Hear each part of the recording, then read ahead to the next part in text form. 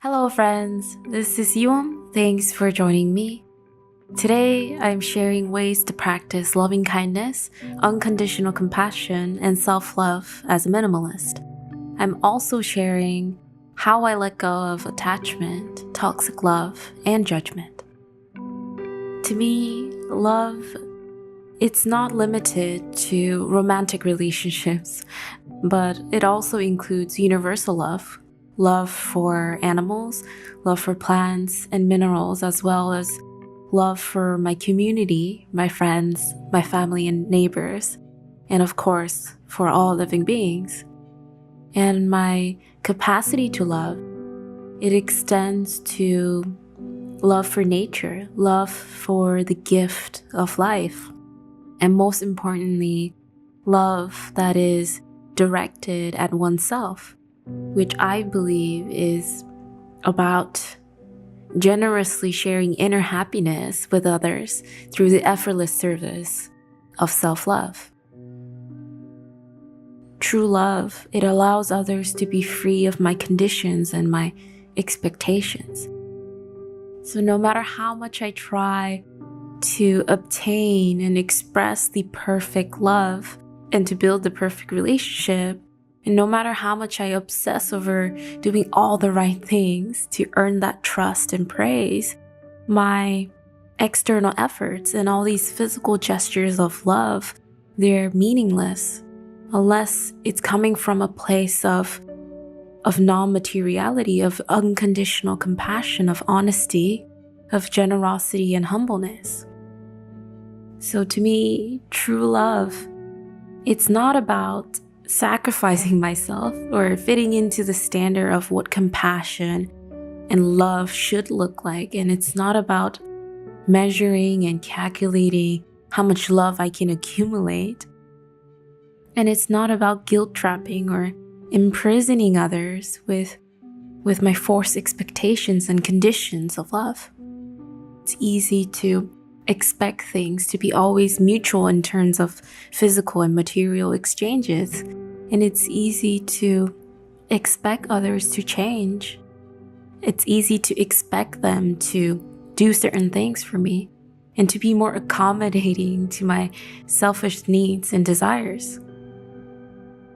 But now I know that true love, it's unconditional. It's coming from a place of effortless give and take. If in my daily life, in my everyday speech, if I choose to pressure others, saying that he or she shouldn't do this or that, or use physical and verbal abuse like hateful speech and violence, no matter how much I try to validate and rationalize my action, no matter how much I believe in my own righteousness at that moment, projection of violence to me, no matter how much I try to sugarcoat it and justify it, can never replace true love, and it can never be the real definition of unconditional compassion.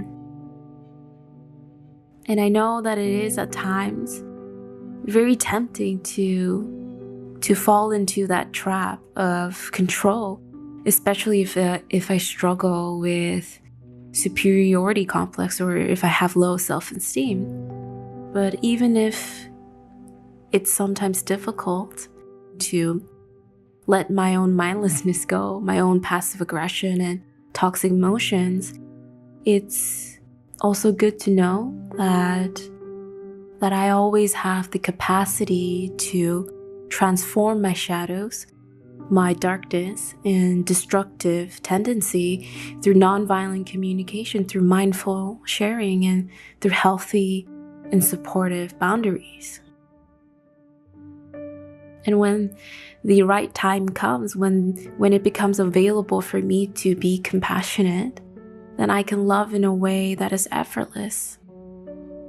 I can offer genuine support to my friends, my family, my brothers, and my sisters, so they can also take their own time to overcome their darkness, their struggles and shadows within their own practice, with their own strength and courage.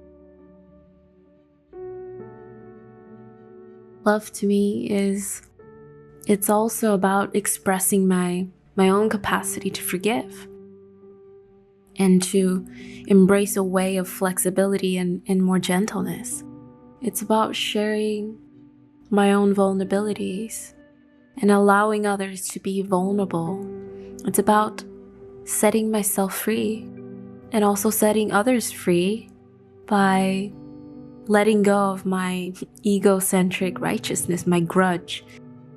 And even if it may seem so difficult to forgive and to love and accept the source of suffering and trauma, I truly believe that it is okay to take it slow, to gradually invite more empowerment and to gradually heal my inner wounds with continuous practice of releasing, of surrendering, and letting go through minimalism, through mindfulness, and whatever tool it takes.